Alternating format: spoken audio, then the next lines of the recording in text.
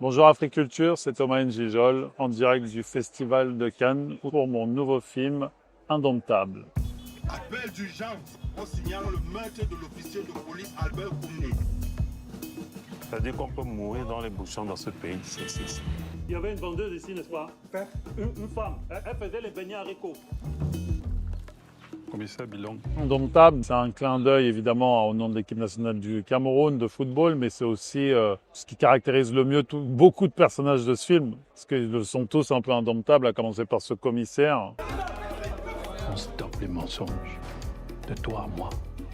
Toi, tu es un homme, moi, je suis un homme. Je ne veux pas me comparer à des personnes comme ce commissaire, voire à un autre niveau, mon père. Et ils vont droit au but, il y a un truc qui est très lié à la parole, à l'honneur, horreur du mensonge. Eux, c'est la Ligue des Champions. Moi, je suis qu'en Europa League, tout va bien. Son surnom, c'est Blacky. Tu es Camerounais, non? Donc tu es intelligent. Il faut me raconter ce qui s'est passé.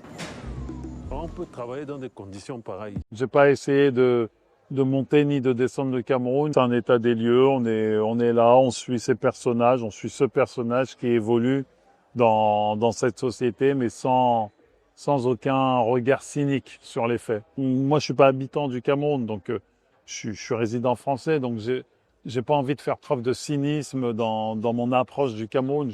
Je suis juste réaliste et j'essaie de faire en sorte que mon personnage, mes personnages en tout cas, évoluent dans la réalité la plus proche du Cameroun, mais pas quelque chose de bidonné au poids aux caisses, là, de fantasmer. Je suis dans le vrai, je pense.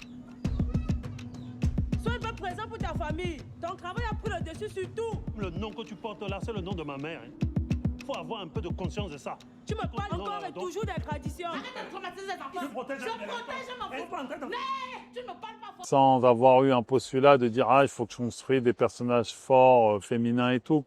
C'est sorti assez naturellement, donc moi je trouve ça chouette en fait. Et je trouve ça chouette vraiment, là c'est très égoïste, mais pour moi ça veut dire que peut-être dans mon évolution personnelle au moment où je suis, il y a beaucoup de choses qui se mettent en place naturellement sans en faire des caisses. Et parce que oui, j'ai eu la chance d'avoir des femmes, notamment ma mère, qui est un pilier de ma famille et qui m'a beaucoup élevé et qui justement a fait preuve d'une force pour tenir son foyer.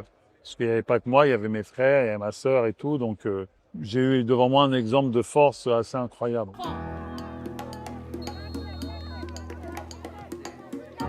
Papa, tout à l'heure, on pourra aller manger une glace. Concentre-toi sur les classes d'abord.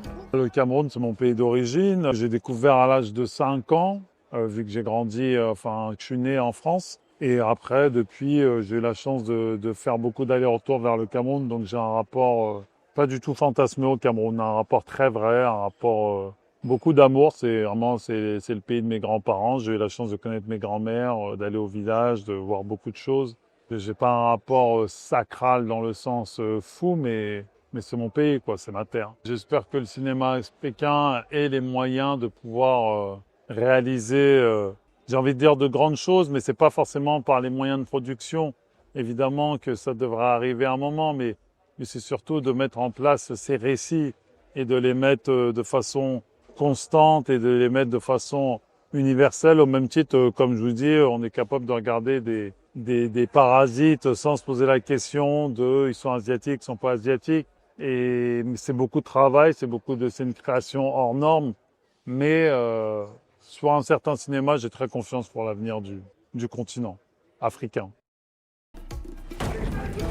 Je souhaite à personne d'être dans ma position là. Choisir entre laisser la violence perdurer ou l'exercer soi-même. Quelqu'un doit bien faire le boulot.